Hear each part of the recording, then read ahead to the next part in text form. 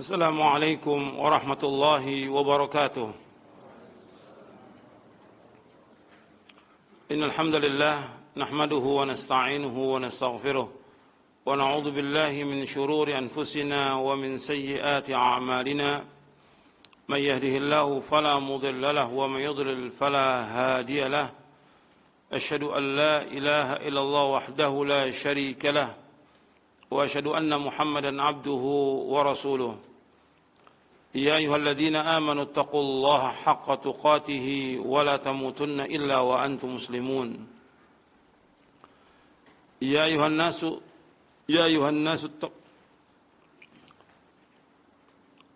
الذين آمنوا اتقوا الله حق تقاته ولا تموتن إلا وأنتم مسلمون. يا أيها الناس اتقوا ربكم الذي خلقكم من نفس واحدة وخلق منها زوجها وبث منهما رجالا كثيرا ونساء واتقوا الله الذي تساءلون به والأرحام إن الله كان عليكم رقيبا. يا أيها الذين آمنوا اتقوا الله وقولوا قولا سديدا يصلح لكم أعمالكم ويغفر لكم ذنوبكم ومن يطع الله ورسوله فقد فاز فوزا عظيما. أما بعد فإن أصدق الحديث كتاب الله وخير الهدي هدي محمد صلى الله عليه وعلى آله وسلم وشر الأمور محدثاتها وكل محدثة بدعة وكل بدعة ضلالة وكل ضلالة في النار.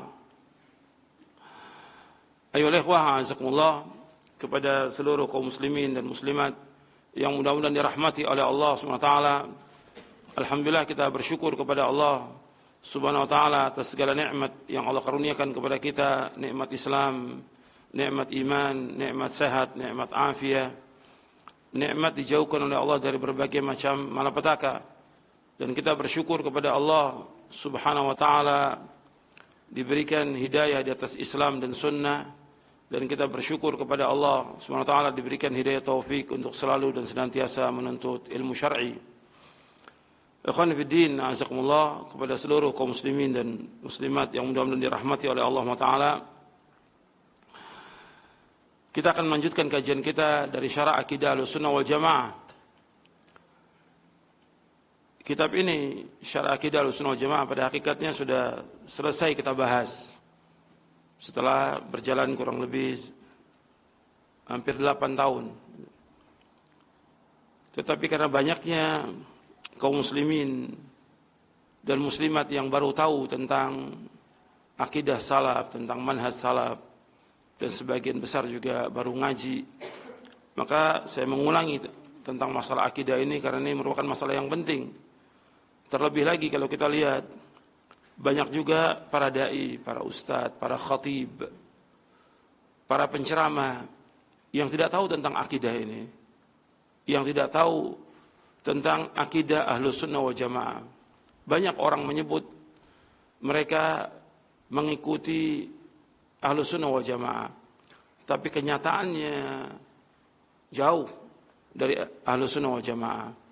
Pengakuan banyak orang ngaku Ahlussunnah wal Jamaah, tapi secara akidah sangat jauh dengan apa yang diwahyukan oleh Allah kepada Nabi-Nya Muhammad SAW, yang diyakini dan dipahami oleh para sahabat dan diamalkan oleh mereka, yang diyakini oleh para tabi'in, tabi'ut tabi'in, dan para a'immah, para imam-imam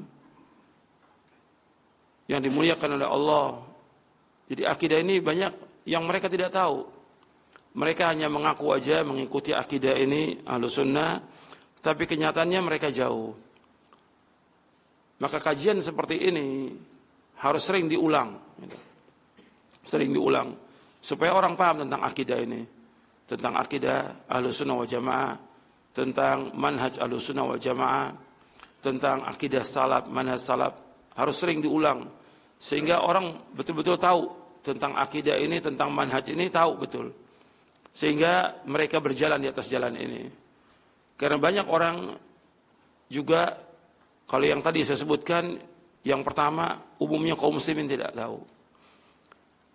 Yang kedua, yaitu para dai, para ustadz, para kiai, itu mereka tidak tahu tentang akidah Ahlussunnah wal Jamaah.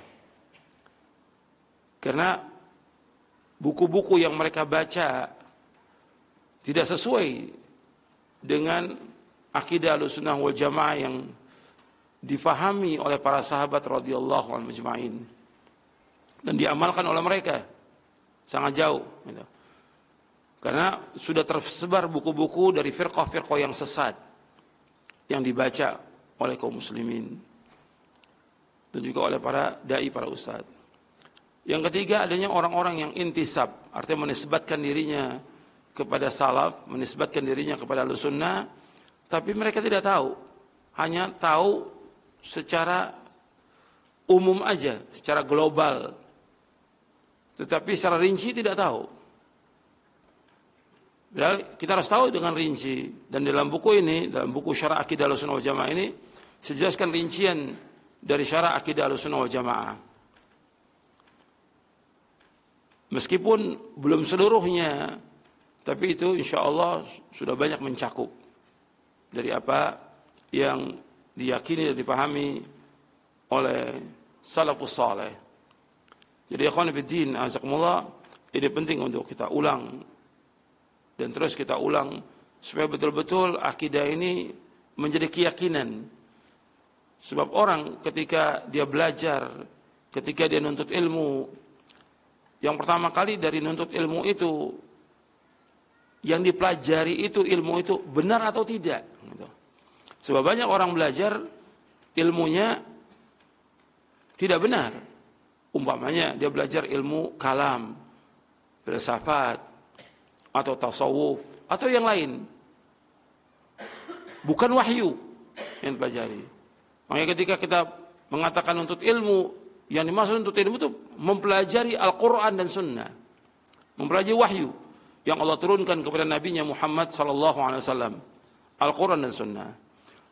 Dan Al-Quran dan Sunnah ini harus dipahami dengan pemahaman para sahabat radhiyallahu ajma'in. Karena mereka yang paling tahu tentang Quran. Mereka paling tahu tentang Sunnah. Mereka yang pertama kali beriman dan mereka yang pertama kali mengamalkan. Mereka yang pertama kali mendakwakan dan mereka yang pertama kali juga berjihad menegakkan agama ini sebelum manusia menegakkan agama ini. Artinya ada orang-orang yang ikhlas yang berjuang menegakkan agama ini, tapi jelas yang pertama kali menegakkan agama ini para sahabat radhiyallahu ajma'in. Makanya ilmunya harus jelas dulu. Kemudian setelah ilmu yang dipelajari jelas Quran wa sunnah ala fahmi salaf, yang kedua harus ada i'tiqad. I'tiqad, keyakinan. Yakin enggak dia dengan apa yang dikaji, dengan apa yang dipelajari, dengan apa yang dipahami? Harus yakin. Ada orang belajar tapi enggak yakin, enggak ada manfaatnya pelajaran itu. Di samping dia harus memahami dan dia wajib meyakini. Faham dan yakin. Faham dulu dari apa yang dipelajari itu, dari Quran dan Sunnah. Kalau paham salaf, dia harus faham. Karena tidak dikatakan ilmu kecuali dengan faham. Nah, dikatakan oleh para ulama, al-ilmu al-fahmu. Hadis dalam kitab Sahih Bukhari disebutkan tentang al-ilmu al-fahmu di awal-awal tentang Kitabul Ilmi. Ilmu itu adalah faham. Setelah itu diyakini, harus yakin, i'tiqad. Jadi al-ilmu al-fahmu al-i'tiqad. Harus dia meyakini dengan keyakinan yang benar dari hatinya dan dia betul-betul mengimani akidah ini hak. Manhaj ini hak dan dia wajib berjalan di atas jalan ini. Kalau dia ingin selamat, dia wajib berjalan di atas jalan ini. Itu harus dia diyakini. Kemudian setelah dia meyakini, ini penting dalam kita beragama ini harus ada keyakinan, yakin tentang akidah ini hak. Sebab banyak orang yang yakin. Kalau nggak yakin yang timbul syak, keraguan. Dan kalau sudah ragu, dia akan kembali lagi dia kepada firqah-firqah yang sesat. Harus yakin bahwa ini benar. Meskipun dihujat orang banyak. Meskipun dimusuhi oleh orang banyak. Harus yakin bahwa ini jalan yang kita tempuh, jalan yang hak. Dasarnya Quran dan Sunnah ala fahmi salaf. Ini jalan yang benar. Jalan yang membawa kepada keridhaan Allah. Jalan yang membawa manusia ke surga. Harus yakin gitu. Yakin bukan keyakinan dibuat-buat, bukan. Yakin dengan dasar dalil dari Quran dan Sunnah. Yang sudah kita baca dalilnya, kita pahami, kita yakini. Kemudian setelah itu ada al-amal. Atau dengan istilah para ulama, dengan al-inqiyad. yaitu kita harus betul-betul tunduk dan patuh kepada Al-Quran dan Sunnah. Kalau sudah datang wahyu dari Allah, dalil dari Quran, dari Sunnah Nabi sallallahu alaihi wasallam, kewajiban seorang mukmin dan mukminah sami'na wa ata'na. Kami dengar, kami taat. Inqiyad, tunduk patuh kepada Allah dan Rasulnya sallallahu alaihi wasallam. Ini yang akan membawa keselamatan. Harus ada inqiyad. Kalau tidak ada inqiyad ketaatan, bagaimana dia berjalan menuju kepada Allah? Sebab Allah akan menilai dari apa yang dia amalkan. Bukan ilmu yang dia pelajari sekian banyak, bukan keyakinan, tapi bagaimana dia mengamalkan, dia amalkan atau tidak. Karena keyakinan, ikrar lisannya, keyakinannya harus dibuktikan dengan amal. Amal ini merupakan bagian daripada iman. Bahkan termasuk rukun yang terbesar. Amal ini merupakan bagian daripada iman dan rukunnya. Jadi ini harus dibuktikan dengan amal. Tidak melakukan kesyirikan, tidak melakukan perbuatan-perbuatan bid'ah. Tidak. Betul-betul dia mengikuti wahyu. Ikhlas dan ittiba. Ikhlas dan ittiba. Ikhlas semata-mata karena Allah, tidak berbuat syirik, dan dia ittiba mengikuti sunnah nabinya sallallahu alaihi wasallam. Ikhwan fillah, azakumullah. Kita akan bahas tentang bab yang kelima, karena bab-bab sebelumnya sudah pernah kita bahas tentang bab kaidah dalam mengambil dalil. Itu sudah kita bahas. Bab yang kedua, kaidah dan prinsip Ahlussunnah wal Jamaah dalam mengambil dan menggunakan dalil sudah selesai kita bahas ini. Karena pertemuan kita tidak rutin, setiap pekan, kadang-kadang juga ketika saya ada waktu ya kita lanjutkan, kalau nggak ada waktu terhenti. Ini sudah kita bahas. Kemudian adapun bab yang ketiga, penjelasannya juga sudah kita bahas. Bab yang keempat tentang beberapa karakteristik akidah Ahlussunnah wal Jamaah, nanti antum bisa baca bahwa masalah akidah Ahlussunnah wal Jamaah ini yaitu yang jelas sumbernya. Artinya dalam kita beragama ini harus jelas dalilnya gitu. Bukan kata orang, bukan kata orang banyak, bukan kata kiai, bukan kata ustadz, bukan kata guru, tapi kata dalil. Kemudian juga diantara keautentikan akidah ini bahwa akidah ini berpegang pada prinsip taslim. Artinya kita wajib tunduk dengan Quran dan Sunnah. Akal ini wajib tunduk dengan Quran dan Sunnah. Ya kalau sudah dalil, sami'na wa ata'na. Maka orang beriman itu enggak dikatakan dia beriman sampai dia menyerah kepada apa yang Allah dan Rasulnya tetapkan.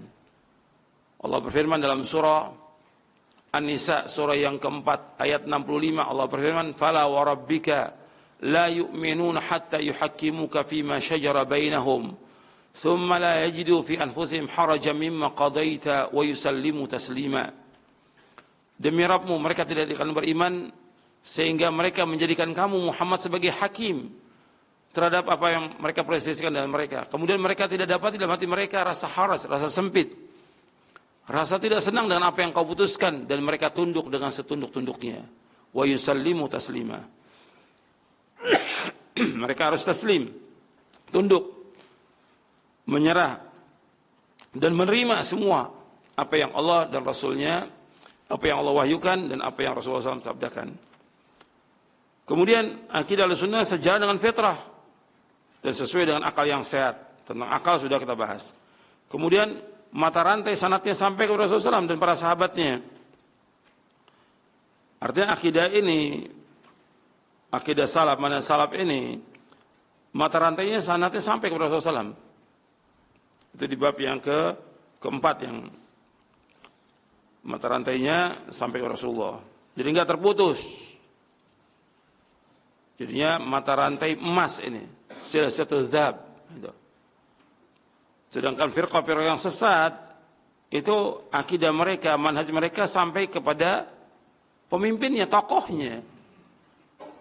Makanya firqah-firqah yang sesat, penisbatan mereka kepada tokohnya akidah itu.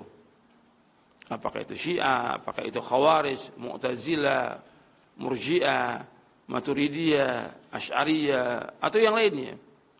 Itu dinisbatkan kembali kepada tokohnya.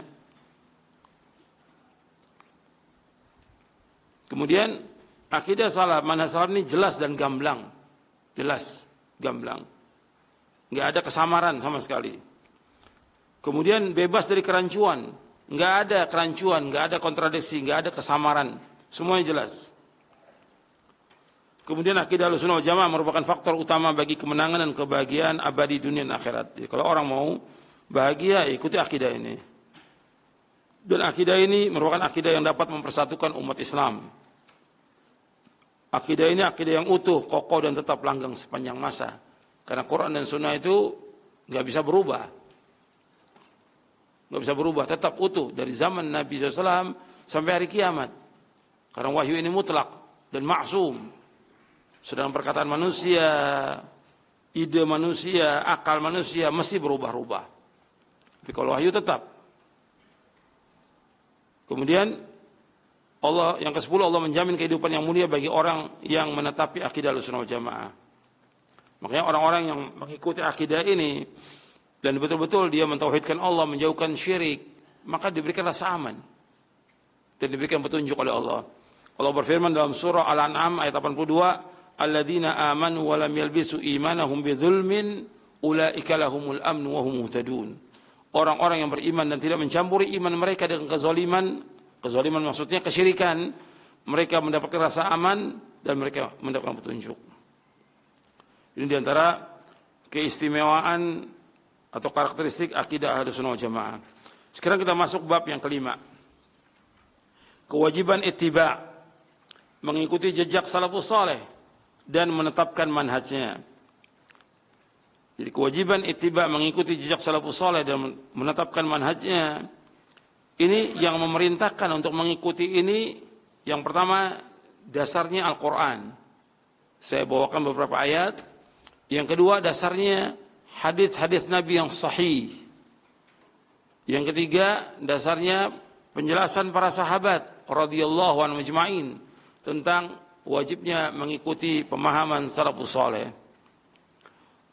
Yang keempat penjelasan para tabi'in yang menjelaskan tentang wajibnya kita mengikuti jejak salafus saleh.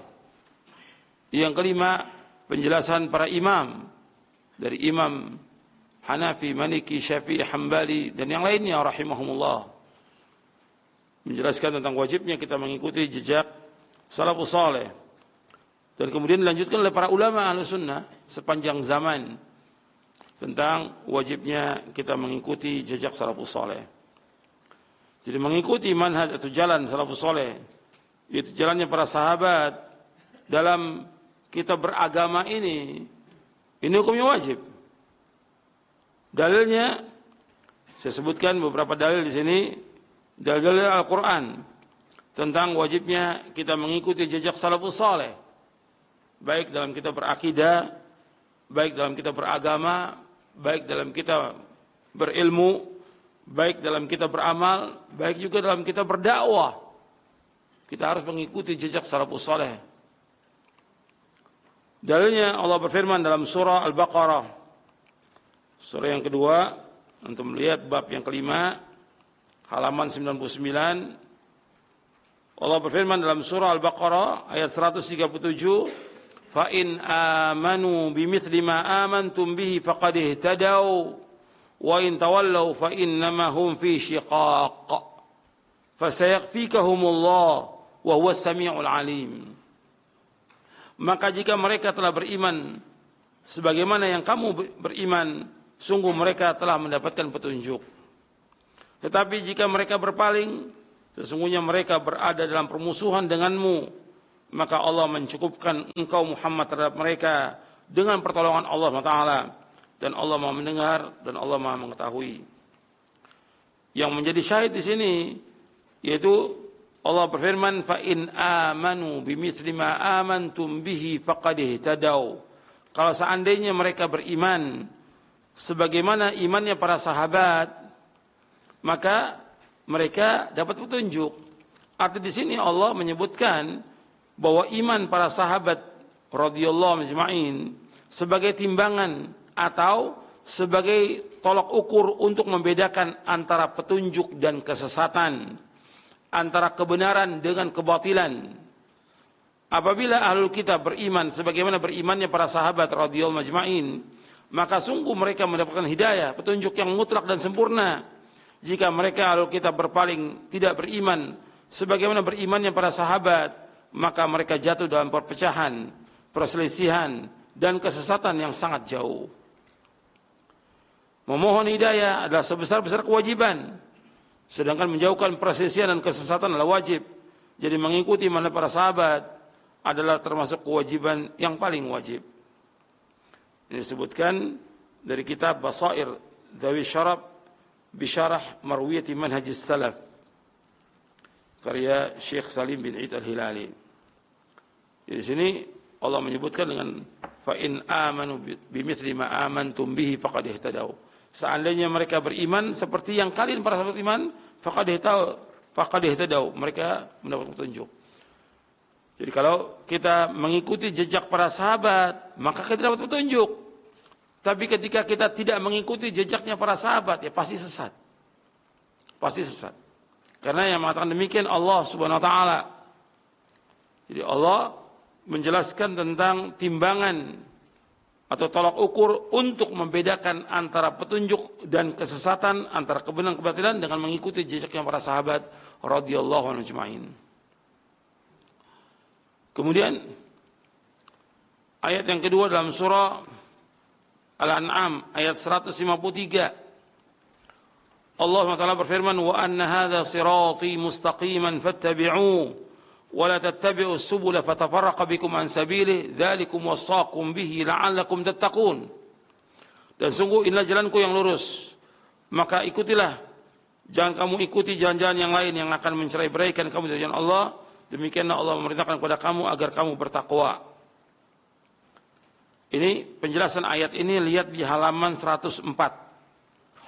Penjelasan ayat ini lihat di halaman 104 dari buku ini.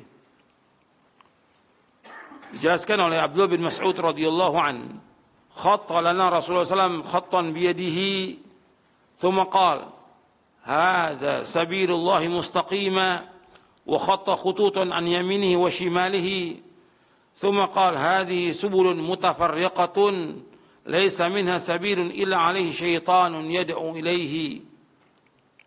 ثم قرأ قوله تعالى وأن هذا صراطي مستقيما فاتبعوه ولا تتبعوا السبل فتفرق بكم عن سبيل ذلكم وصاكم به لعلكم تتقون.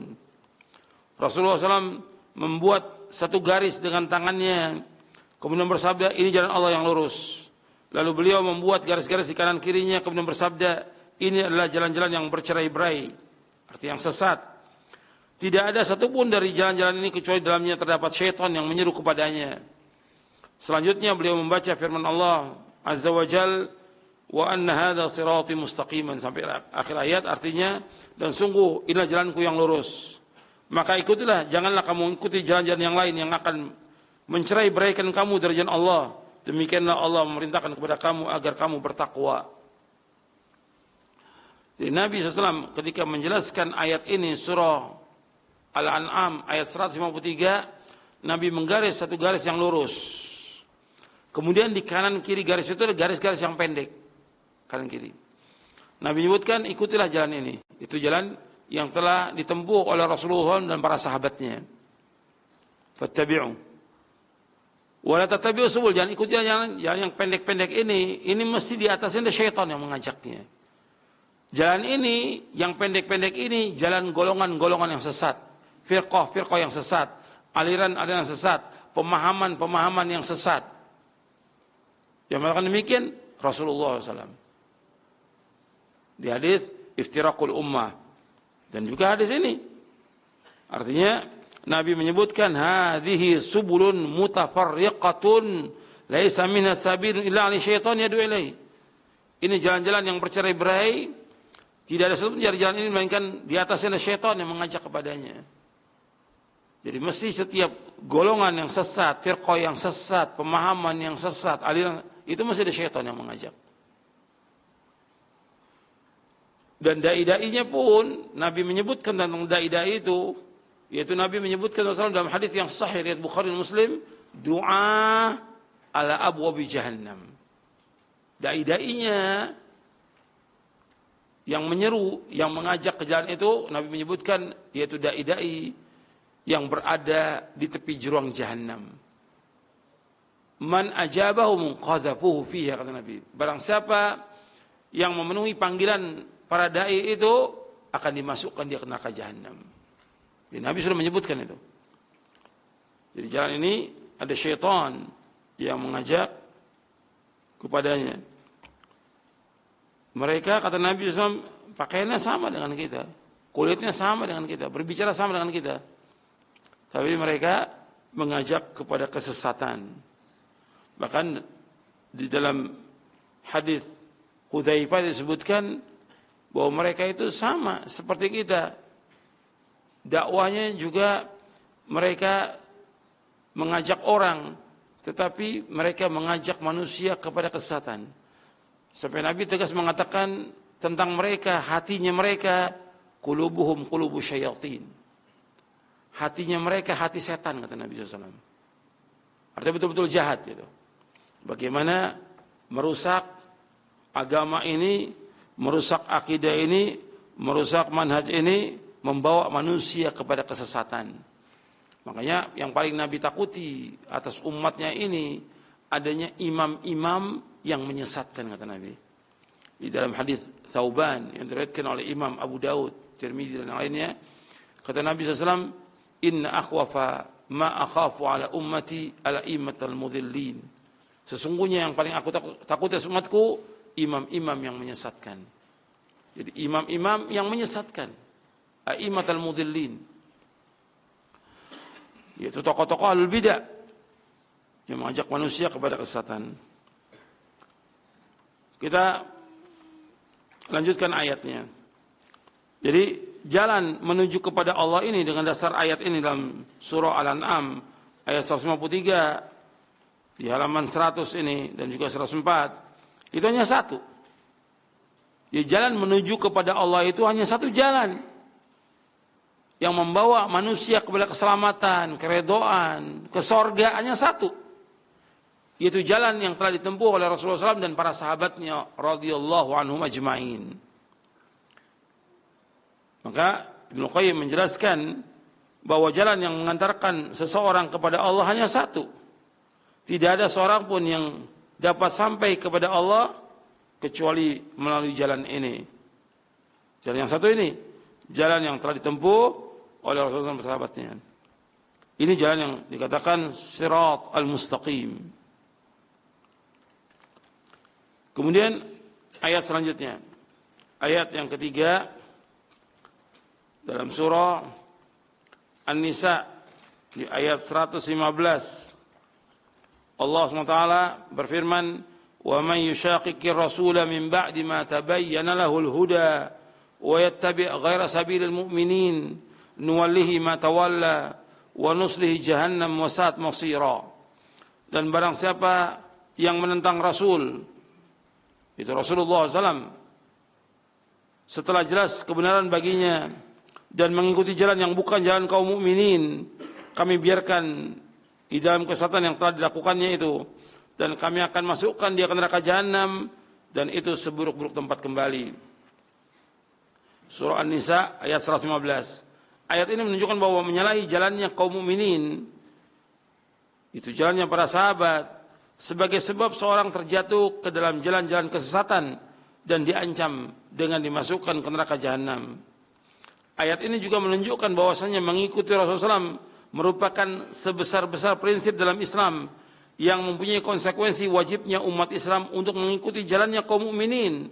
Sedangkan jalannya kaum mukminin pada ayat ini adalah keyakinan, perkataan dan perbuatan para sahabat radhiyallahu anhum ajma'in.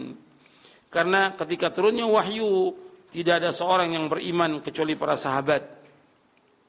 Jadi kalau disebutkan di sini sabilul mu'minin, maksudnya jalannya para sahabat. Karena pertama kali beriman para sahabat. Jadi amana rasul bima unzila ilaihi rabbi wal mu'minun. Rasul Muhammad beriman apa yang diturunkan kepada Muhammad. Artinya Muhammad beriman kepada apa yang diturunkan kepada Muhammad dari Rabbnya, demikian pula orang-orang yang beriman. Arti Rasul mengimani dan juga para sahabat mengimani. Jadi ayat ini menunjukkan bahwa mengikuti jalan para sahabat dalam memahami syariat Allah adalah wajib dan menyalahinya adalah kesesatan. Saya ulangi, ayat ini surah An-Nisa ayat 15. Ayat ini menunjukkan bahwasanya mengikuti jalan para sahabat dalam memahami syariat Allah adalah wajib dan menyalahinya adalah kesesatan. Jadi ketika orang bertanya, kenapa kita harus mengikuti jalannya para sahabat? Karena yang memerintahkan Allah harus mengikuti. Dan Allah juga menyebutkan kalau menyalahi jalannya mereka sesat. Kalau menyalahi jalannya mereka pasti terjadi perpecahan. Pasti. Jadi mesti ada dalam memahami wahyu ini pemahaman yang maksum. Kalau orang mencukupkan dengan mengatakan saya cukup dengan Quran dan Sunnah, kan Nabi SAW menyebutkan dua, taraktu fikum amraini lan tadillu ma tamassaktum bima kitaballahi wa sunnati. Aku tinggalkan kepada kalian apabila kalian berpegang dengan ini, kalian tidak akan sesat selama-lamanya, yaitu kitabullah dan sunnahku. Aku tinggalkan dua perkara yang kalau kalian berpegang dengan dua perkara ini kalian tidak akan sesat selama-lamanya, kitabullah dan sunnahku. Penjelasan Nabi tentang kitabullah dan sunnah ini harus dipahami dengan pemahaman sahabat. Karena yang paling faham tentang Quran dan sunnah para sahabat. Yang sudah mengamalkan Quran dan sunnah para sahabat. Allah memuji para sahabat dan Rasul memuji para sahabat. Dan Allah mewajibkan kita untuk mengikuti para sahabat agar manusia semuanya selamat. Dan mendapatkan ridha Allah dan mereka masuk surga. Sebab kalau diserahkan kepada pemahaman manusia, ya akan ada beribu-ribu pemahaman. Kalau orang mengatakan, saya berpegang pada Quran Sunnah, cuma ayat ini menurut saya maknanya begini. Yang satu mengatakan, menurut saya pendapatnya begini, saya begini. Berapa ribu pemahaman. Akan rusak agama ini. Maka harus ada satu pemahaman yang maksum, yang Allah sudah jamin selamat. Itu pemahaman para sahabat. Makanya Allah memerintahkan untuk mengikuti mereka. 3 ayat ini sudah jelas ini. Tentang masalah iman, tentang cara beragama, dan juga memahami dalil dan mengamalkannya. Itu sudah 3 jalan ini. Selanjutkan lagi. Dalil yang keempat. Ini lebih tegas lagi. Dalil yang keempat ini bahwa dengan mengikuti mereka jaminannya sorga, dan itu yang kita inginkan dalam hidup ini. Tujuan hidup seorang mukmin, seorang mukminah itu sorga. Kalau mereka ingin masuk sorga, ikut jalan para sahabat, sebab Allah telah menjamin mereka masuk sorga. Allah berfirman dalam surah At-Taubah, surah yang ke-9 ayat 100, was-sabiqunal awwalun minal muhajirin wal ansar والذين اتبعوهم بإحسان رضي الله عنهم ورضوا عنه وأعد لهم جنات تجري تحت الأنهار خالدين فيها أبدا ذلك الفوز العظيم. Orang-orang yang terdahulu lagi yang pertama-tama masuk Islam di antara orang-orang muhajirin ansar dan orang-orang yang mengikuti mereka dengan baik, Allah ridho kepada mereka dan mereka pun ridho kepada Allah. Allah menyediakan bagi mereka surga-surga yang mengalir di bawahnya sungai-sungai. Mereka kekal dalamnya selama-lamanya. Itulah kemenangan yang besar. Di sini Allah menyebutkan generasi yang pertama dari umat ini, dari orang yang pertama kali masuk Islam, muhajirin dan ansar. Kalimat ini Allah abadikan dalam Al-Quran dan juga dalam hadis Nabi yang sahih. Nabi mendoakan muhajirin dan ansar. Muhajirin artinya orang-orang yang hijrah dari Mekah ke Madinah. Dan mereka tetap teguh dengan imannya dan berjuang menegakkan agama ini sampai mereka wafat dalam keadaan mereka beriman. Ini muhajirin. Ansar adalah orang-orang yang di Madinah, yang tinggal di Madinah, yang mereka pertama kali beriman dan mereka menolong Nabi dan para sahabatnya untuk menegakkan agama ini sampai mereka wafat. Allah menyebutkan di sini bahwa orang-orang yang terdahulu yang pertama masuk Islam dari Muhajirin Ansar dan orang-orang mengikuti mereka dengan baik. Allah memberikan syarat di sini, mengikuti mereka dengan baik. Artinya bukan hanya mengikuti mereka saja, tapi mengikuti mereka dengan baik. Artinya betul-betul dia mengikuti dengan keterangan dalil dari Quran dan Sunnah, memahami dengan pemahaman mereka, beragama dengan cara beragama mereka, dan mengamalkannya. Maka Allah redha kepada mereka, dan mereka pun redha kepada Allah. Artinya untuk mendapatkan redhonya Allah, kita wajib mengikuti jejaknya mereka, jejaknya para sahabat radhiyallahu anhum ajma'in. Mereka redha dengan apa yang Allah telah berikan kepada mereka, redha mereka. Para sahabat, orang-orang yang redha, makanya Allah redha kepada mereka. Mereka redha dengan mengikuti Nabi Muhammad SAW, dengan berjuang bersama Nabi dalam keadaan susah dan payah mereka. Mereka redha. Kehidupan mereka, hidupnya sederhana, pas-pasan hidupnya. Ada di antara sahabat yang kaya, ada. Tapi yang terbanyak, mereka hidupnya pas-pasan. Seperti Salman Al-Farisi, Abu Dzar Al-Ghifari, Abu Hurairah, banyak lagi ya, Bilal dan yang lain banyak. Ratusan sahabat. Mereka hidup dengan apa adanya. Mereka redha dengan apa yang Allah sudah takdirkan buat mereka. Mereka zuhud dengan dunia ini. Nggak tamak dengan dunia. Mereka berjuang, siap untuk berjuang menegakkan agama ini. Siap mereka. Mereka redha dengan kesulitan, kesusahan, cobaan, ujian, dan juga kehidupan ini. Maka Allah redha pada mereka. Jadi mereka harus redha dulu dengan apa yang Allah telah wajibkan kepada mereka, dengan apa yang Allah takdirkan kepada mereka. Mereka redha, maka Allah redha. Makanya kalau kita ingin dapat redha, ikuti jejak mereka. Karena orang yang sukses di dunia ini, pertama kali para anbiya wa rasul. Kalau kita mau tahu orang sukses, sukses itu artinya orang yang dijamin masuk surga dan dijauhkan dari neraka. Itu sukses. Dengan dasar dalil dari Quran. Itu baru katakan orang itu sukses. Nah, orang yang sukses di muka bumi ini, yang pertama kali yaitu para anbiya wa rasul alaihi wasallam. Yang kedua, para sahabat. Para sahabat sukses, maka Allah menyebutkan di akhir ayat ini, dzalikal fawzul azim. Itulah kesuksesan yang besar. Itulah keberhasilan yang besar. Itulah kemenangan yang besar. Setelah apa? Setelah Allah redha kepada mereka dan Allah masukkan mereka ke dalam surga. Maka selanjutnya, kalau Allah sudah redha, Allah sediakan bagi mereka jannat, surga-surga. Tajri tahtal anhar yang mengalir di bawah sungai-sungai, khalidina fiha abada, mereka kekal dalamnya selama-lamanya. Jadi ini harus kita perhatikan, orang yang beriman itu harus mengikuti jejaknya para sahabat. Wajib. Karena kita ingin dapat ridha Allah SWT. Sebab Allah mengkaitkan di sini dengan kalimat walladzina taba'uhum bi ihsan. Orang yang hidup sesudah para sahabat, yaitu yang pertama kali tabi'in, tabi'in, terus sampai kita di sekarang ini, sampai nanti hari kiamat, harus mengikuti jejaknya para sahabat. Sebab Allah mengatakan di sini walladzina taba'uhum, dan orang mengikuti mereka para sahabat. Makanya Allah redha pada mereka. Jadi ayat ini sebagai hujah bahwa mana para sahabat radhiyallahu anhum adalah benar. Orang yang mengikuti mereka akan mendapatkan keridhaan dari Allah. Dan disediakan bagi mereka surga.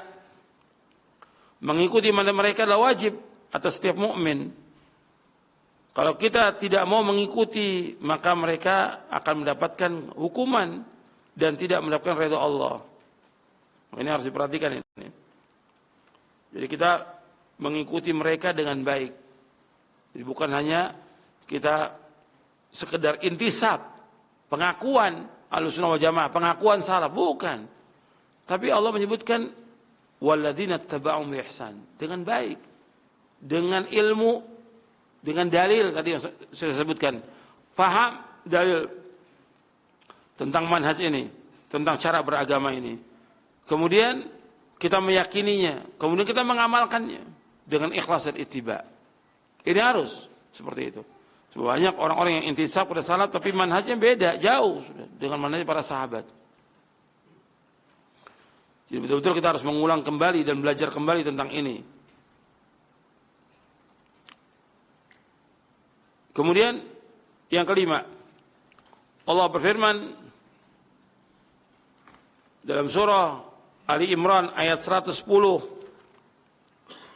Allah berfirman, kuntum khaira ummatin ukhrijat lin-nasi ta'muruna bil ma'ruf wa tanhauna 'anil munkar wa tu'minuna billah walau amana ahlul kitab lakana khairan lahum minhumul mu'minuna wa aktsaruhumul fasiqun.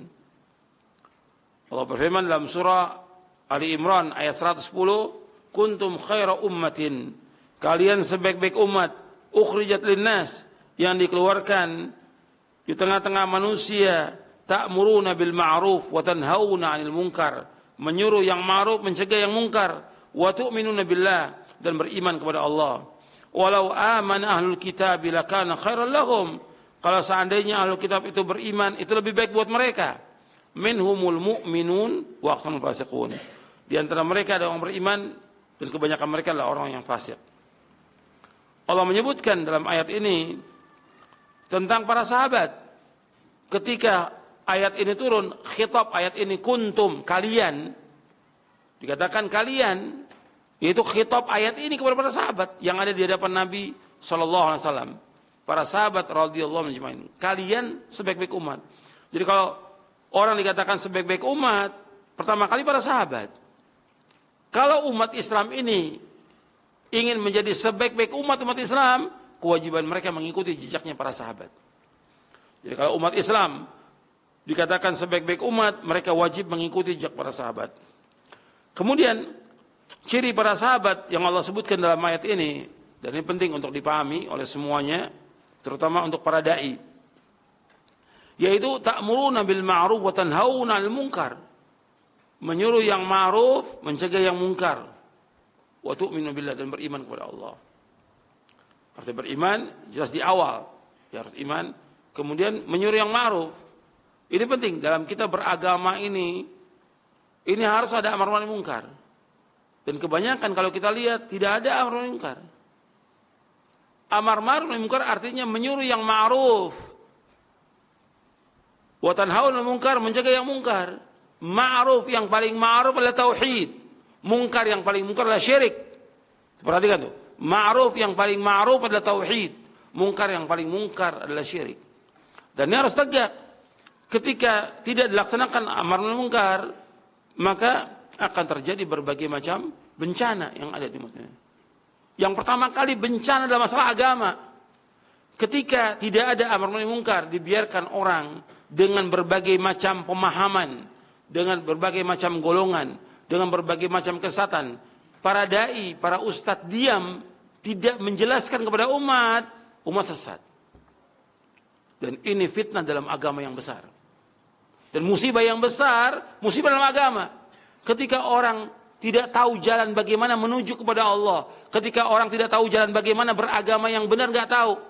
Kewajiban para dai menjelaskan jalan ini, jalan yang hak ini. Dalam menjelaskan, ya masih ada amar ma'ruf munkar. Menjelaskan kepada mereka ini hak, ini batil, ini tauhid, ini syirik, ini sunnah, ini bid'ah, ini jalan yang Allah, ini jalan yang sesat. Harus jelas. Ketika nggak dijelaskan, orang nggak akan tahu.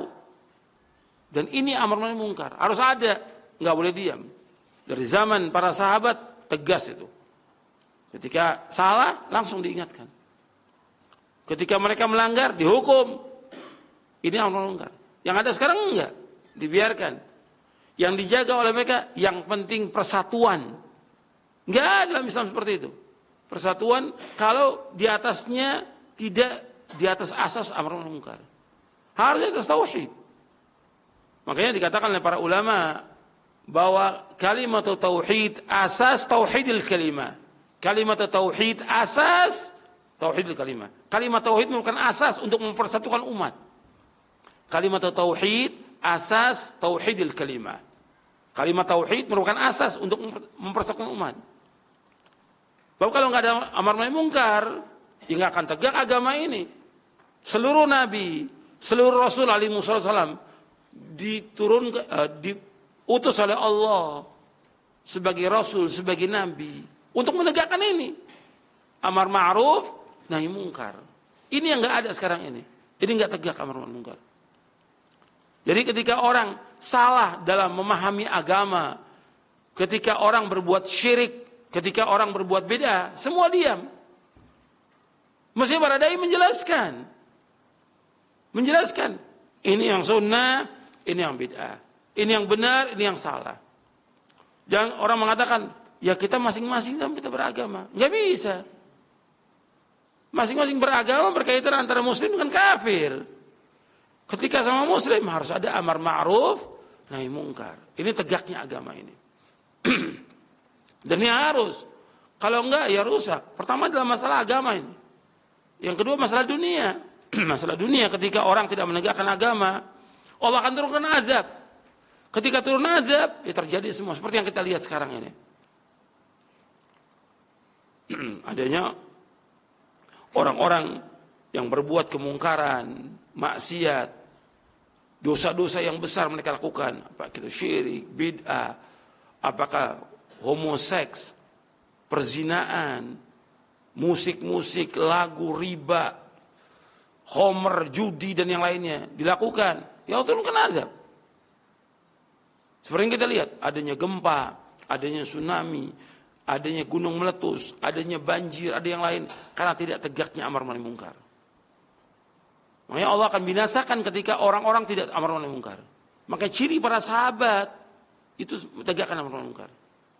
Seperti yang pernah saya sampaikan kepada antum juga. Hatta masalah kecil. Antum lihat ketika terjadi di Masjid Kufah. Di Masjid Kufah itu orang-orang cuma berzikir aja. Ada pemimpin halakohnya, kata pemimpin halakohnya, halilumiyah, sabihumiyah, kabirumiyah. Ucapkan Allah 100. Ucapkan subhanallah 100. Ucapkan takbir 100. Ibnu Mas'ud melihat, kenapa kalian seperti ini? Yang tidak dilakukan oleh para sahabat. Ibnu Mas'ud menjadikan contoh, yang tidak dilakukan oleh para sahabat. Kok kalian lakukan begini? Sahabat nggak pernah lakukan. Kenapa kalian nggak menghitung dosa-dosa kalian? Apa kata mereka? Jawaban mereka, kami melakukan sesuatu yang baik. Niat kami baik. Apa kata Ibnu Mas'ud? Wa kam min murinil khair linusibahu. Betapa banyak orang-orang yang ingin kebaikan nggak sesuai dengan sunnah, nggak sesuai dengan sahabat. Akhirnya apa? Awalnya bid'ah yang kecil dengan zikir. Zikir dianjurkan dalam Al-Quran, zikir dianjurkan dalam sunnah. Tapi zikir yang mereka lakukan dengan apa? Dengan cara berjamaah. Nabi nggak contohkan zikir berjamaah. Nabi SAW nggak mencontohkan zikir berjamaah. Nabi orang yang paling banyak berzikir. Di muka bumi ini nggak ada orang yang paling banyak berzikir kecuali Rasulullah SAW. Yang kedua, orang yang paling banyak berzikir di muka bumi para sahabat. Tapi nggak pernah ada riwayat Nabi dengan para sahabat berzikir berjamaah. Nggak ada. Maka ditegur oleh Ibnu Mas'ud radhiyallahu anhu. Dari riwayat yang sahih. Bukan zikirnya, tapi kaifiat zikirnya yang mereka lakukan salah. Maka ditegur. Kata perawi hadis ini, aku lihat mereka yang tadi berzikir ini justru mereka bergabung dengan siapa? Dengan Khawarij untuk memerangi siapa? Ali bin Abi Thalib radhiyallahu anhu, Khalifatul Rasyid. Khalifah yang keempat yang dijamin masuk surga. Yang dicintai oleh Allah dan Rasulnya Ali bin Abi Thalib radhiyallahu anhu. Diperangi oleh siapa? Khawarij. Jadi awalnya zikir seperti ini berjamaah, bid'ahnya kecil, dianggap ringan bid'ahnya, lama-kelamaan menjadi besar sampai jadi pemahaman, dia gabung dengan Khawarij untuk memerangi siapa? Ali bin Abi Thalib radhiyallahu anhu. Ini terjadi dan riwayat yang sahih. Ada di buku, saya bawakan dalam buku Mulia dengan Manhaj Salaf. Riwayat itu. Jadi ini amar ma'ruf nahi mungkar harus tegak ini. Ciri para sahabat amar ma'ruf nahi mungkar. Jadi para dai nggak boleh diam. Justru Allah akan selamatkan orang-orang yang menegakkan amar ma'ruf nahi mungkar. Dan beberapa ayat Al-Quran Allah sebutkan bahwa Allah selamatkan manusia ini yang menegakkan amar ma'ruf nahi mungkar. Antum bisa lihat ayatnya dalam Al-Quran. Supaya ini jelas ini. Karena ini tidak tegak. Para dai yang ada dakwahnya ya umum aja. Tidak mengingatkan manusia terhadap kesyirikan, terhadap bid'ah. Dan juga para pejabat juga sama seperti itu juga. Membiarkan orang-orang berbuat zina, melakukan homo, minum khamar, syirik, riba dan yang lain. Dibiarkan oleh mereka. Maka Allah murka. Ini harus tegak amar ma'ruf nahi mungkar, enggak boleh diam manusia. Allah menyelamatkan orang-orang yang melakukan amar ma'ruf nahi mungkar.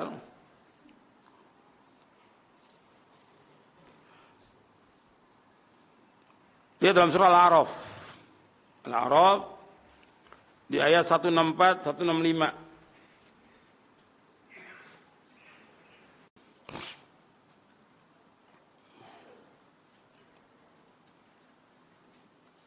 Allah berfirman, wa idh qalat ummatun minhum lima ta'iduna qauman illahu muhlikuhum aw mu'adzibuhum 'adzaban shadida qalu ma'dziratan ila rabbikum wa la'allahum yattaqun falamma nasu ma dzukkiru bihi anjayna alladhina yanhauna 'anis su' wa akhadna alladhina zalamu bi'adzabin ba'isin bima kanu yafsuqun. Allah berfirman dalam surah Al-A'raf ayat 164, 165. Ingatlah, tatkala satu umat di antara mereka berkata, kenapa kalian menasihati satu kaum yang Allah pasti membinasakan mereka atau mengadab mereka dengan adab yang pedih? Qalu ma'dziratan. Mereka mengatakan, ini saya untuk beralasan daripada Allah. Supaya saya bebas, nggak dituntut oleh Allah dari kiamat nanti. Nanti Allah akan tanya, kenapa kamu nggak menegur? Kenapa kamu nggak menyuruh yang ma'ruf? Kenapa kamu tidak mencegah yang mungkar? Makanya katakan ma'dziratan rabbikum, sebagai alasan kepada Allah bahwa saya sudah ingatkan mereka. Saya sudah sampaikan tentang tidak boleh berbuat syirik, tidak boleh berbuat bid'ah, tidak boleh berbuat maksiat, tapi mereka masih lakukan. Dan di sini mereka masih berharap wala'allahum yattaqun, agar mereka bertakwa. Artinya kita nggak boleh putus asa dalam dakwah ini. Meskipun terus mereka berbuat dosa, maksiat, syirik, terus dakwah ini nggak boleh berhenti untuk negara Allah. Kemudian Allah sebutkan di ayat 165-nya, falamma nasu ma dzukkiru bihi, tatkala mereka lupa dan apa yang diingatkan, artinya mereka sudah nggak pedulikan nasihat ini. Dakwah ini dakwah yang hak, amar ma'ruf nahi mungkar, mengingatkan orang jangan berbuat syirik, jangan berbuat bid'ah, jangan berbuat maksiat, nggak dihiraukan oleh mereka. Apa kata Allah? Anjayna alladziina yanhauna 'anis su'. Kami selamatkan siapa? Orang-orang yang mencegah manusia dari perbuatan yang jelek. Jadi orang-orang yang menyuruh yang ma'ruf, mencegah yang mungkar diselamatkan. Yang paling penting di sini apa? Mencegah yang mungkar. Kalau menyuruh yang ma'ruf, semua orang bisa nyuruh yang ma'ruf. Hatta orang yang jahat bisa nyuruh yang ma'ruf, tapi mencegah yang mungkar nggak bisa, kecuali orang-orang yang beriman. Orang yang nggak sholat bisa nyuruh anaknya untuk sholat dia, ma'ruf. Tapi mencegah yang mungkar nggak ada yang bisa kecuali orang-orang yang terpilih. Makanya orang-orang yang mencegah yang mungkar akan diberikan ganjaran, kata Nabi Muhammad SAW, seperti ganjaran generasi yang pertama. Kata Nabi, ada di umatku ini satu kaum yang mereka diberikan ganjaran seperti generasi pertama. Apa? Mereka mencegah yang mungkar, kata Nabi SAW. Mencegah yang mungkar. Maka di sini diselamatkan oleh Allah orang-orang mencegah kemungkaran. Kemudian bagaimana? Wa akhadna alladziina zalamu, dan kami siksa, kami azab. Siapa yang kami siksa, kami azab? Orang-orang yang zalim dengan azab yang pedih dengan sebab mereka berbuat kefasikan, pelanggaran. Diturunkan azab oleh Allah. Karena mereka terus tidak mau dengarkan nasihat. Makanya manfaat orang mencegah yang mungkar ini manfaat. Makanya ciri para sahabat itu menyuruh yang ma'ruf, mencegah yang mungkar. Dan ini harus ada di umat ini. Bahkan di antara ulama menyebutkan bahwa poros agama intinya agama dua, menyuruh yang ma'ruf, mencegah yang mungkar. Itu di antara ulama menyebutkan demikian. Nanti dari situ semua tuh yang ma'ruf ada tentang kita mengajarkan kebaikan, mengajarkan ilmu bermanfaat, bertauhid kepada Allah dan yang lainnya. Itu semua ma'ruf.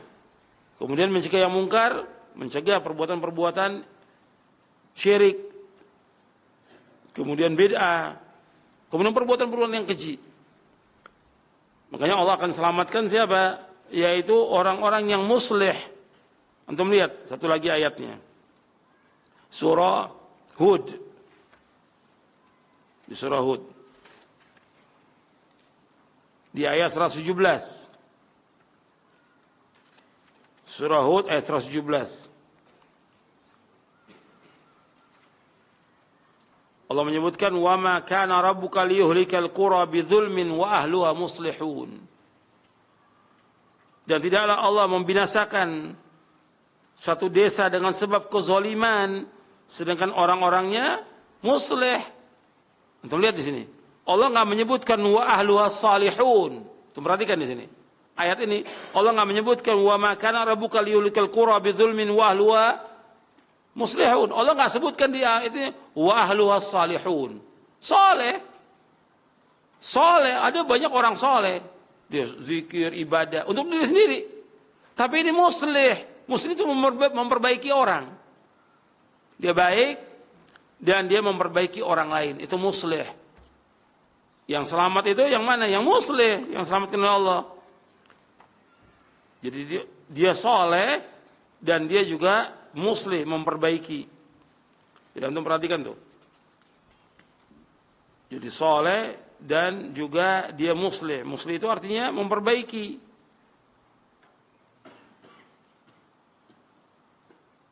Makanya ketika disebutkan tentang istilah Ahlussunnah wal Jamaah itu disebutkan oleh Nabi, yaitu orang-orang yang menegakkan ini.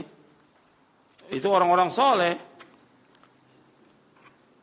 Sebab ini penting dalam kita beragama ini, sebab banyak udah orang-orang yang jauh dari agama ini. Jadi harus dia memperbaiki apa yang rusak.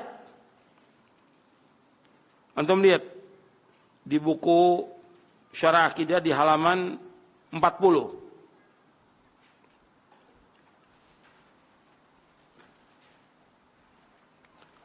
Rasulullah bersabda mengenai makna al-ghuraba alladzina yuslihuna inda fasadin nas, yaitu orang-orang yang senantiasa memperbaiki umat di tengah-tengah rusaknya manusia. Pertama kali ketika orang dibilang itu rusak, manusia ini rusak, apanya yang rusak pertama kali? Apanya yang rusak? Keyakinannya, akidahnya yang rusak pertama kali. Cara beragamanya, ibadahnya mereka rusak. Nah, kita memperbaiki. Ketika akidahnya rusak, keyakinan rusak, kita perbaiki. Menjelaskan akidah yang benar, manhaj yang benar. Kemudian dalam ayat yang disebut alladzina yuslihuna ma afsadan nas min ba'di min sunnati, yaitu orang-orang yang memperbaiki sunnahku sepeninggalku sesudah dirusak oleh manusia. Riwayat yang pertama diriwayatkan oleh Abu Ja'far At-Tahawi dalam Syarah Mushkil Athar dan Al-Laikai. Yang kedua riwayat Tirmidzi. Jadi kita harus jadi orang-orang yang muslih, memperbaiki. Jadi bukan hanya saleh tapi muslih. Muslih ini menyuruh yang ma'ruf, mencegah yang mungkar. Dan kita dalam berdakwah tetap mengajak. Ada yang mau ikut, silakan. Enggak ikut enggak ada masalah dalam dakwah. Makanya lanjutan ayat ini, kita kembali kepada ayat yang tadi, Ali Imran 110 di halaman 103. Kalau seandainya Ahlul Kitab itu beriman, baik buat mereka. Di antara yang beriman, di antara mereka, kebanyakan mereka orang fasik. Artinya kita tetap dakwah. Dakwah harus jalan terus. Ada orang yang ikut, alhamdulillah, enggak ikut enggak ada masalah. Yang penting kita sudah menyampaikan kebenaran kepada umat ini. Kita enggak memikirkan tentang banyaknya pengikut, tidak. Tapi bagaimana menyampaikan kebenaran ini supaya manusia ini kembali ke jalan benar. Kemudian hadis Nabi, saya akan bawakan satu hadis halaman 105. Dari Abdullah bin Mas'ud radhiyallahu anhu, ia berkata, Rasulullah SAW bersabda, khairun nasi qarni, thumma alladhina yalunahum, thumma alladhina yalunahum, thumma yaji'u qaumun tasbiqu syahadatu adim yaminahu wa yaminu syahadatahu. Sebaik-baik manusia pada masaku, itu masa para sahabat, kemudian yang sesudahnya, kemudian yang sudahnya. Setelah itu akan datang satu kaum yang persaksian salah seorang dari mereka mendalui sumpahnya dan sumpah yang mendalui persaksiannya. Hadis ini sahih dari Imam Bukhari, Muslim dan yang lainnya. Hadis ini mutawatir. Nabi SAW menyebutkan di sini khairun nas, sebaik-baik manusia pada masaku itu sahabat. Tsumma alladziina yalunahum, kemudian sudahnya masa tabi'in. Tsumma alladziina yalunahum, kemudian sudahnya itu tabi'ut tabi'in. Dan antum perhatikan kalimat Nabi SAW, perkataan sebaik-baik manusia. Sebaik-baik manusia bukan rupanya. Sebaik-baik manusia bukan tubuhnya. Sebaik-baik manusia bukan kendaraannya. Sebaik-baik manusia bukan rumahnya. Tapi sebaik-baik manusia tentang akidahnya mereka yang paling baik. Tentang manhajnya yang paling baik. Tentang akhlaknya mereka yang paling baik. Tentang amalnya mereka yang paling baik. Tentang dakwahnya mereka yang paling baik. Tentang pemahaman mereka yang paling baik. Tentang kehidupan mereka yang paling baik. Maka dikatakan sebaik-baik manusia. Dikatakan sebaik-baik manusia, baik tentang apa? Tentang ilmunya, pemahamannya, akidahnya, keyakinannya, manhajnya, akhlaknya, ibadahnya, sholatnya, dakwahnya, dan yang lain. Mereka sebaik-baik umat. Mereka sebaik-baik manusia. Kemudian lafadznya ada yang sebutkan khairukum, ada khairun nas, ada khairu ummati. Tapi khairul qurun enggak ada lafadznya. Sebaik-baik generasi, khairul qurun enggak ada lafadz itu. Adapun nanti akan datang nanti sesudah para sahabat orang-orang yang syahadat mereka melalui sumpahnya. Artinya mereka menjadi saksi sebelum mereka disumpah, dan ada juga orang-orang yang sumpahnya mendahului persaksiannya. Jadi orang-orang yang mereka banyak bersumpah dan mereka orang-orang yang bohong. Mereka adalah orang-orang yang tidak jujur. Sekarang banyak orang disumpah, tapi mereka bohong. Ya, orang yang melanggar sekarang ini kalau kita lihat, mereka sudah disumpah, tapi mereka melanggar. Disumpah dengan apa? Dengan Quran. Disumpah dengan Quran. Tapi mereka bagaimana? Semuanya bohong. Mereka sudah berjanji dengan sumpah Al-Quran itu. Bersumpah dengan Al-Quran boleh aja, karena itu termasuk kalamullah. Tetapi kenyataannya dalam kehidupan mereka jauh. Mereka langgar. Jadi ikhwan fillah, azakumullah, kesimpulannya kita belum selesai ini pembahasan bab yang kelima. Insyaallah nanti pekan depan kita lanjutkan lagi. Jadi ini penjelasan berkaitan dengan wajibnya kita mengikuti manhaj salaf, karena yang memerintahkan demikian Allah Subhanahu wa taala dalam Al-Qur'an, dan ayatnya banyak. Ini saya cuma sebagian aja saya bawakan ayatnya. Saya bawakan lengkap dalam buku Mulia dengan Salaf. Yang kedua ada hadis Nabi SAW. Kita baru baca satu hadis tentang wajibnya mengikuti jejak para sahabat. Bab ini wajib karena Rasulullah SAW yang menyeru demikian. Ketika Nabi menyebutkan sebaik-baik manusia, maksudnya kita harus mengikuti jejaknya mereka. Karena ini yang akan membawa manusia kepada keselamatan dunia dan akhirat. Ini saja yang perlu saya sampaikan, mudah-mudahan bermanfaat. Wassalamualaikum warahmatullahi wabarakatuh. Wa akhiru da'wana alhamdulillahirabbil alamin. Naam, Ustaz, barakallahu fiik wa jazakallahu khairan. Terima kasih atas pemberian materi yang bermanfaat untuk kita semuanya. Semoga Allah mudahkan kita untuk mendapatkan ilmu dan faedah-faedah tersebut bisa kita amalkan dalam aktivitas ketaatan pada Allah Subhanahu wa taala dan dalam rangka mengikuti sunnah Nabi sallallahu alaihi wasallam. Berikutnya kami undang ikhwatal Islam yang ingin bertanya, silahkan di 0218236543 untuk telepon. Untuk pesan singkat di 0819896543. Kami akan angkat pertanyaan pertama dari pesan singkat dari Abdullah yang bertanya di Jakarta. Pak Ustadz, alhamdulillah saya rutin menghadiri majelis taklim yang diadakan setiap minggu dan di dalamnya diadakan pembacaan Al-Fatihah buat almarhum atau wali-wali Allah, sunan-sunan dan lain-lain. Setelah itu dilakukan zikir bersama. Bagaimana itu, Ustaz?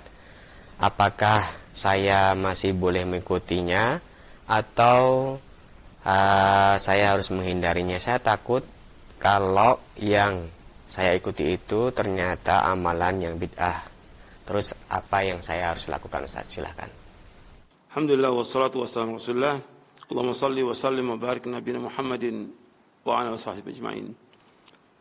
Dari pertanyaan yang tadi berkaitan dengan majelis taklim yang ada ini sangat banyak ya. Dan beragam majelis taklim ini.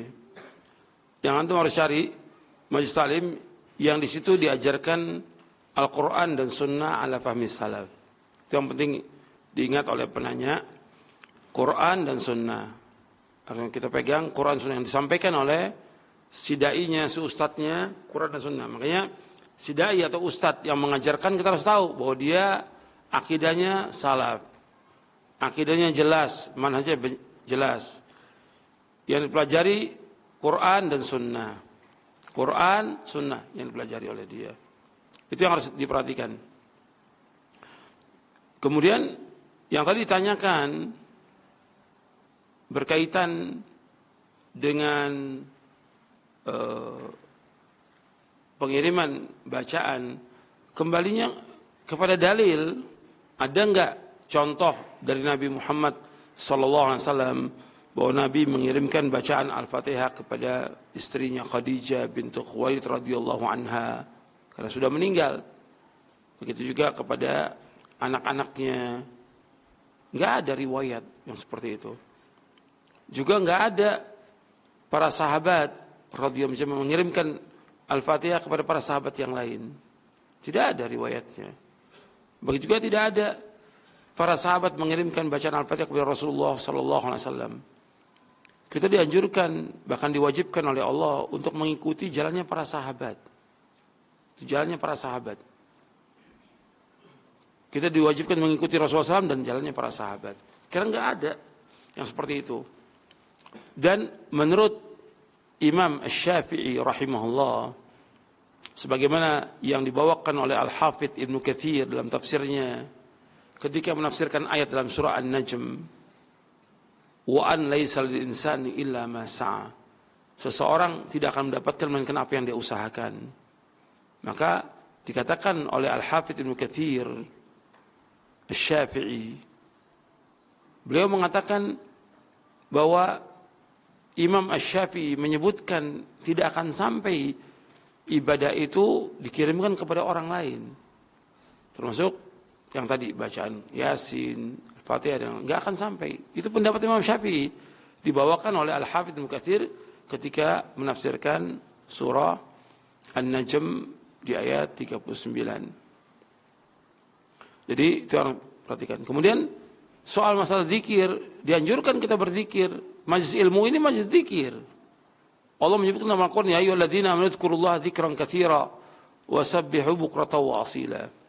Wahai orang beriman, berzikirlah kepada Allah dengan zikir yang banyak dan bertasbih kepada Allah pada pagi dan petang.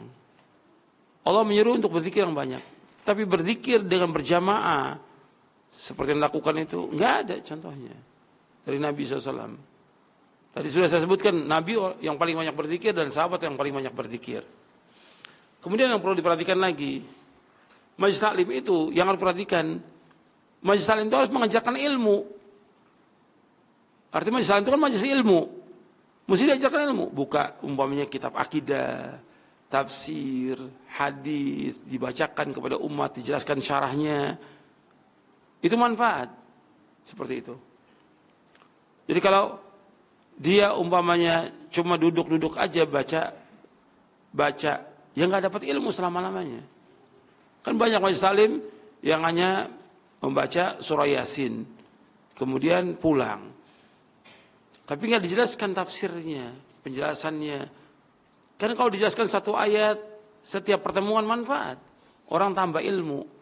Kan doanya, Rabbi zidni ilma. Doanya, Allahumma inni as'aluka ilman nafi'an wa rizqan thayyiban wa amnan taqabbala. Kalau cuma zikir rame-rame gitu, apa yang dapat? Puluhan tahun nggak dapat apa-apa dia. Jadi masih ilmu itu harus diajarkan ilmu, sehingga setiap datang ke masjid itu dapat ilmu dan bermanfaat buat dia, bermanfaat buat keluarga, dan ada yang disampaikan kepada keluarganya. Itu jawaban saya. Baik Ustaz, barakallahu fiik wa jazakallahu khairan. Terima kasih atas jawabannya, semoga bermanfaat untuk kita semuanya. Dan selanjutnya kami akan bacakan dari pesan singkat kembali dari seorang pemuda yang bertanya. Assalamualaikum warahmatullahi wabarakatuh Ustaz. Bagaimana sebaiknya ya Ustaz sikap saya terhadap orang tua dan keluarga? Saya setelah mengenal manhaj salaf ini sempat dituduh fanatik dan seperti terorisme. Sudah sempat saya jelaskan tentang salafi ini, tapi keluarga saya menolak. Semenjak saat itu sikap orang tua saya dan keluarga berbeda.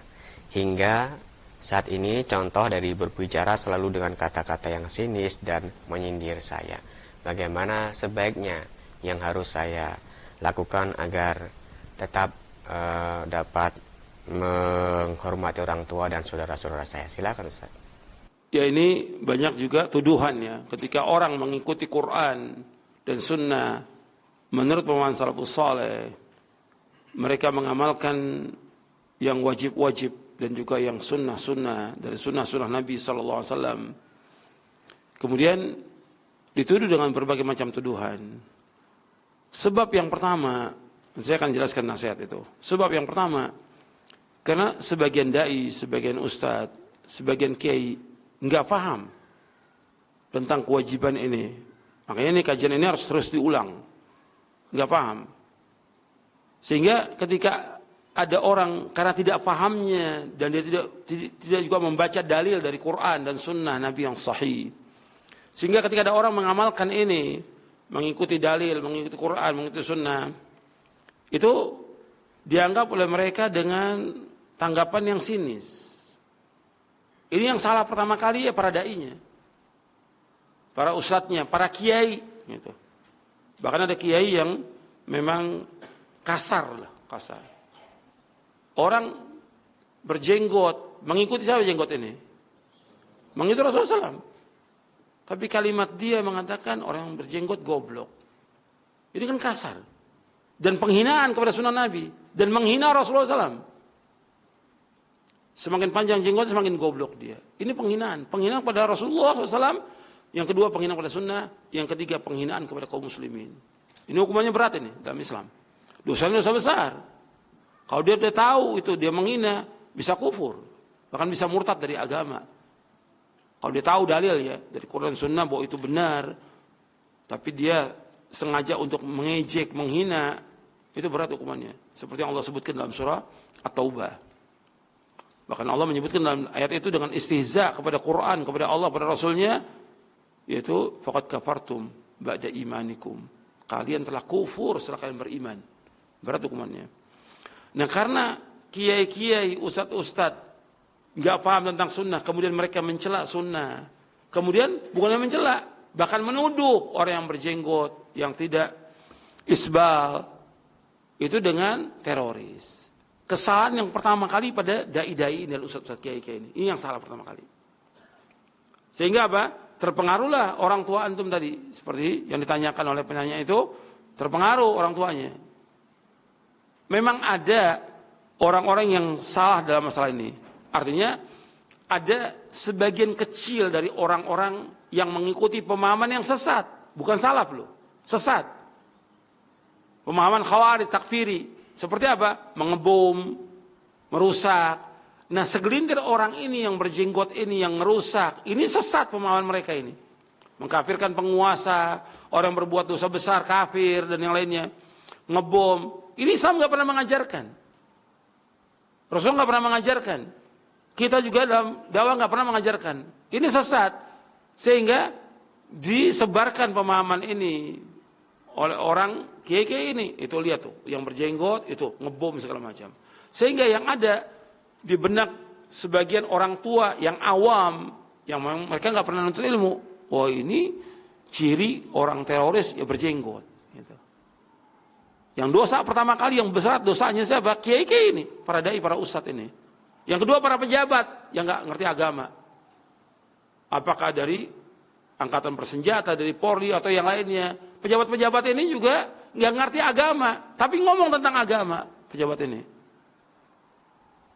Digeneralisir semuanya. Memang ada yang salah orang berjenggot, yang dia mengikuti pemahaman yang sesat. Harus pahami dulu, ini pemahaman sesat, ngebom, mengkafirkan, sesat. Kemudian katakan bahwa orang yang berjenggot teroris, kesimpulannya.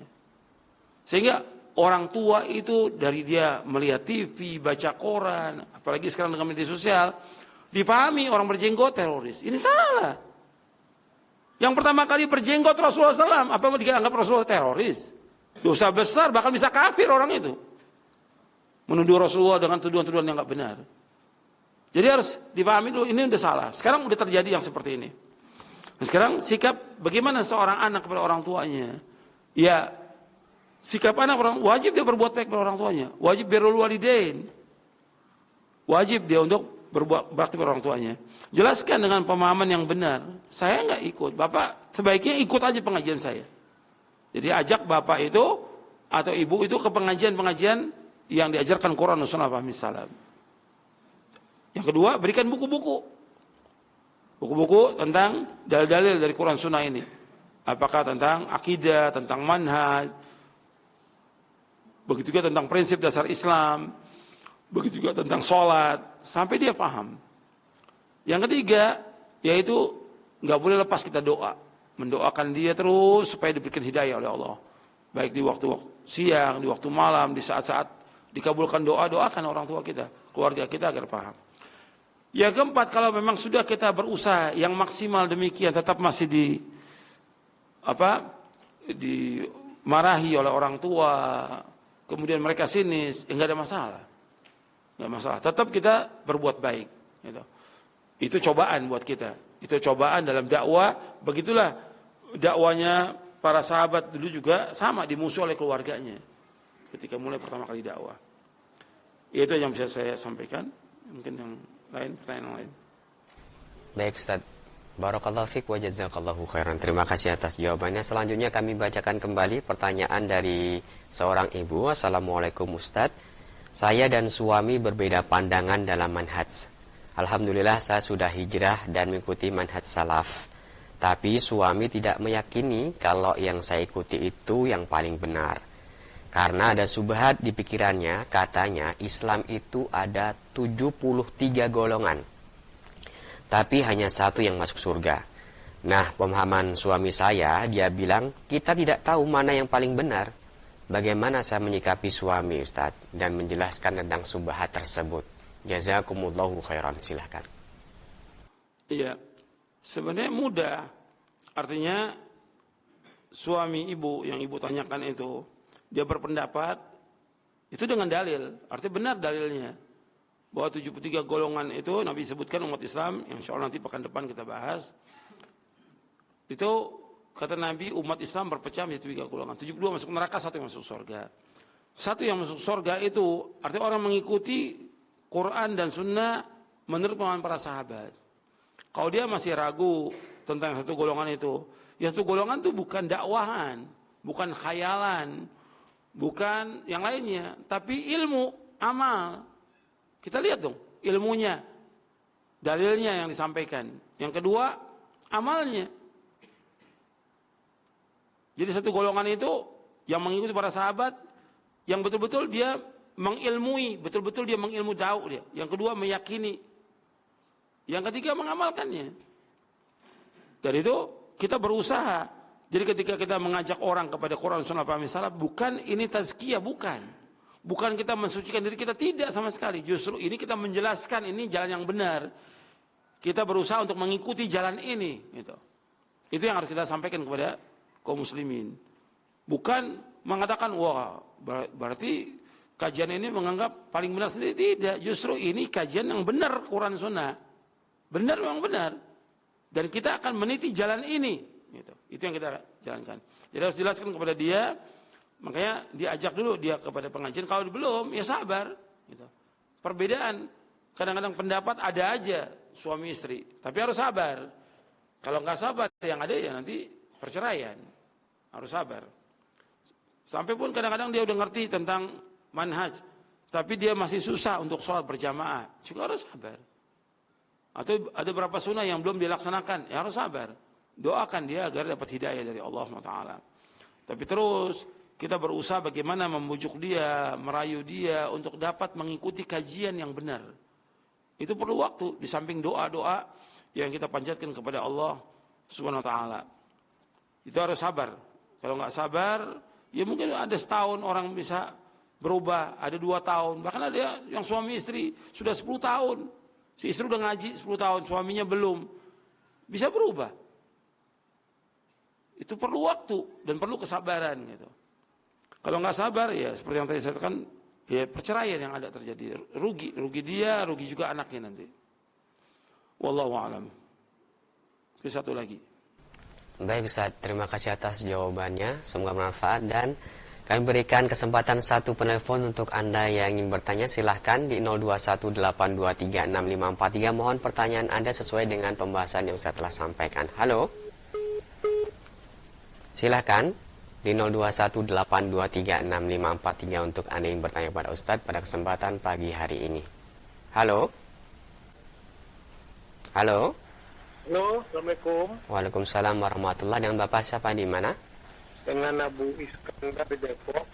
Silakan Bapak, agak sedikit bergeser agar suaranya lebih jelas ya. Silakan Pak. Assalamualaikum Pak Ustaz. Waalaikumsalam warahmatullahi. Mau tanya, Ana alhamdulillah udah dapat hidayah mengenal sunnah. Tapi semenjak itu Ana juga merasakan banyak cobaan, sakit di badan, ya kan? Bahkan kalau sholat pun sekarang sulit terap jamaah karena merasa seperti mau jatuh atau gimana. Kira-kira apa yang harus Anda lakukan Pak Ustaz supaya Anda bisa istiqomah di atas sunnah ini ya Ustaz? Baik, terima kasih Bapak atas pertanyaannya. Ditunggu jawaban dari Ustaz. Silakan Ustaz. Ya, berkaitan dengan masalah kita mengikuti Quran wa Sunnah salaf ini wajib. Dan kita bersyukur kepada Allah diberikan hidayah di atas Islam dan Sunnah. Betapa banyak orang-orang yang belum diberikan hidayah di atas Islam dan Sunnah. Kita bersyukur kepada Allah Ta'ala. Ketika antum sudah mendapatkan hidayah di atas Islam dan Sunnah, ini nikmat dari Allah. Kita wajib bersyukur atas nikmat ini. Dan jalan kita setelah kita mendapatkan hidayah ini yang ada kenikmatan, yang ada ketenangan. Anda bisa tanya dari ribuan kaum muslimin yang telah mendapatkan hidayah, mesti mereka mendapatkan ketenangan. Ketika kita berubah mengikuti pemahaman yang benar ini, ya ada cobaan, pasti ada cobaan, ada ujian gitu. Tapi kita harus sabar. Soal adanya cobaan, ujian itu pasti cobaan itu. Kita harus sabar dan terus menekuni, belajar terus. Itu godaan dari setan, karena setan nggak senang kita tadinya sesat kemudian dapat petunjuk, nggak senang setan. Orang-orang kafir nggak senang, mereka ingin kita ini sama-sama kafir seperti mereka. Maka mereka berusaha bagaimana kita menjadi kafir seperti mereka. Begitu juga setan berusaha bagaimana kita ini sesat seperti dia sesat. Dan orang-orang yang sesat juga kepengen kita sama seperti mereka. Makanya begitu kita berubah mengikuti jalan yang hak ini, setan nggak senang, digoda terus. Itu godaan setan itu. Seperti ingin sholat berjamaah, kadang-kadang malas, kadang-kadang timbul penyakit. Kalau penyakit cobaan, bukan hanya kita yang sakit. Hatta ahlul bidah juga sakit. Hatta orang kafir juga sakit. Gitu. Jangan jadi alasan itu. Mau ngaji, wah sakit. Mau sholat berjamaah sakit. Ahlul bidah juga sakit, orang kafir juga sakit sama. Tapi beda dengan kita. Kalau kita sakit, itu setiap kita sakit itu, kalau kita sabar redho menghapuskan dosa kita, mengangkat derajat kita, kemudian juga akan dimudahkan jalan kita menuju surga. Makanya harus dilawan. Itu godaan. Nanti setelah itu, setelah kita berusaha terus, dan antum juga yang sudah berubah ini, yang tadinya mengikuti bid'ah atau syirik kemudian berubah mengikuti masalah, antum yang paling penting ngaji, nuntut ilmu. Itu yang sering saya ingatkan itu. Karena banyak yang nggak ngaji, banyak yang nuntut ilmu, cuma intisab ke salaf aja, wah alhamdulillah saya udah berubah. Kemudian ya piara jenggot, tidak isbal, udah cukup. Enggak cukup. Masih banyak yang belum kita tahu tentang Islam ini. Harus belajar, nuntut ilmu, dan terus nuntut ilmu. Harus istiqomah dalam thalabul ilmi. Baca buku-buku. Kita belum tamat kan, seperti syarah akidahnya belum banyak yang tamat. Atau ustadz belum tamat. Tamatkan. Bahkan kalau perlu lagi kita sebagai dai, baca bahasa Arabnya. Baca kitab Sahih Bukhari, Muslim, yang lainnya. Sehingga kita tahu agama ini dengan benar. Kembali, ayat yang kita baca, tafsirnya. Gitu. Kalau antum bukan seorang dai, ya baca buku-buku ini. Sibukkan dengan baca, sibukkan dengan baca, sibukkan dengan ilmu. Kemudian setelah itu, sibukkan dengan amal. Gitu. Nanti akan terasa perubahan itu, antum akan mendapatkan kenikmatan. Ini bukan satu. Ribuan, puluhan ribu, mungkin ratusan ribu. Orang-orang yang mendapatkan hidayah, berubah, mendapatkan ketenangan. Banyak orang menyampaikan kepada saya, Ustaz, alhamdulillah, setelah saya ikut kajian salaf ini, Quran Sunnah, saya mendapatkan ketenangan. Dan keberkahan dalam rumah tangga saya, istri saya, anak saya, termasuk usaha saya, berkah. Itu nikmat. Gitu. Memang waktu awalnya, ya digoda oleh setan dari jenis jin dan setan dari manusia. Kan teman-temannya dia nggak senang ketika berubah. Kok kamu berubah sekarang ini? Bahkan kadang-kadang mereka mengatakan perubahan itu, kamu kena setan apa gitu. Padahal dia kena setan. Tapi dibalik, kok kamu berubah nih kena setan apa? Macam-macam sudah. Itu cobaan. Tapi itu akan hilang nggak lama itu. Nggak. Ya kan Nabi aja dituduh apa? Gila kan Nabi. Dituduh tukang sihir. Dan dituduh juga Nabi seperti tersihir atau kemasukan jin oleh mereka itu. Padahal mereka yang kemasukan jin. Tapi tuduhan. Makanya kita sabar dengan tuduhan itu. Makanya ketika dapat tuduhan, kayaknya berat gitu. Hati ini kayaknya sakit. Itu cobaan.